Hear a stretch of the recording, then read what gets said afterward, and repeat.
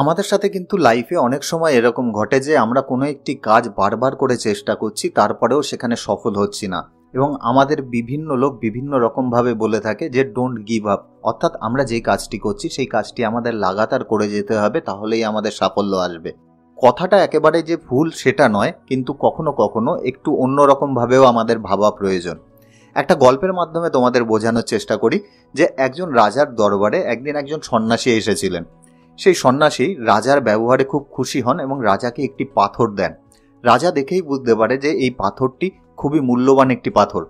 উনি তার মন্ত্রীর হাতে সেই পাথরটি দিয়ে বলেন যে সবথেকে বড় শিল্পী যে রাজ্যে আছে তার কাছে সেই পাথরটি নিয়ে যেতে এবং সেটা দিয়ে একটা গণেশের মূর্তি বানিয়ে তার কাছে নিয়ে আসতে।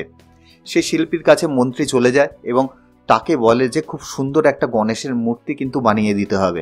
শিল্পীও রাজি হয়ে যায়, কেননা যেহেতু রাজার কাজ, রাজা কিন্তু তাকে ভালো একটা পারিশ্রমিক দেবে। এখন শিল্পী হাতুড়ি আর ছেনি দিয়ে সেই পাথরটি ভাঙার চেষ্টা করতে থাকে, কিন্তু সেই পাথরটি কোনোভাবেই ভাঙে না। সে প্রায় 50 বার চেষ্টা করে ফেলেছে, তারপরেও কিন্তু সেই পাথরটি কোনোভাবেই আর ভাঙেনি।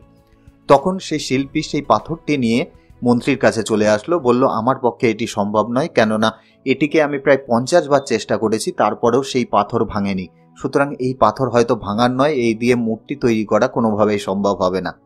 তখন মন্ত্রী তাকে কোনো কথা বলল না। তখন মন্ত্রী ডাকলো আর একজন শিল্পীকে। সেই শিল্পীকে ডেকে বলল যে এই পাথরটি দিয়ে একটা গণেশের মূর্তি তৈরি করে দিতে হবে। শিল্পী ভালো করে পাথরটি দেখলো যে পাথরটির একদিকে অনেকবার করে চেষ্টা করা হয়েছে পাথরটি ভাঙার জন্য, তারপরেও সেই পাথরটি কিন্তু ভাঙেনি। তখন সেই শিল্পী চেষ্টা করে পাথরটিকে অন্য দিক দিয়ে ভাঙার, এবং সে কিন্তু প্রথমবারেই তার চেষ্টায় সফল হয় এবং সে রাজার কাছ থেকে একটা ভালো পারিশ্রমিকও কিন্তু পায়। এখন এই গল্প থেকে আমরা দুটি জিনিস আমরা শিখতে পারি। আমাদের অনেক সময় দেখা যায় যে বারবার চেষ্টা করার পরেও আমরা সফল হই না, আমরা সফলতার খুব কাছে আছি, তারপরেও আমরা হাল ছেড়ে দিই, যার ফলে কিন্তু আমাদের সফলতা আমাদের হাত থেকে বেরিয়ে যায়। আর 2 নম্বর যেই জিনিসটা শিখতে পারি, অনেক সময় দেখা যায় যে একটি কাজ আমরা বারবার করে যাচ্ছি, তারপরেও সফল হচ্ছি না, তখন সেই কাজটি ছেড়ে দেওয়ার আগে অন্তত পক্ষে একবার অন্যরকমভাবে করে দেখার মানসিকতা থাকা প্রয়োজন। না হলে দেখা যাবে সফলতা খুব কাছে থেকেও আমাদের হাতে লাগবে না।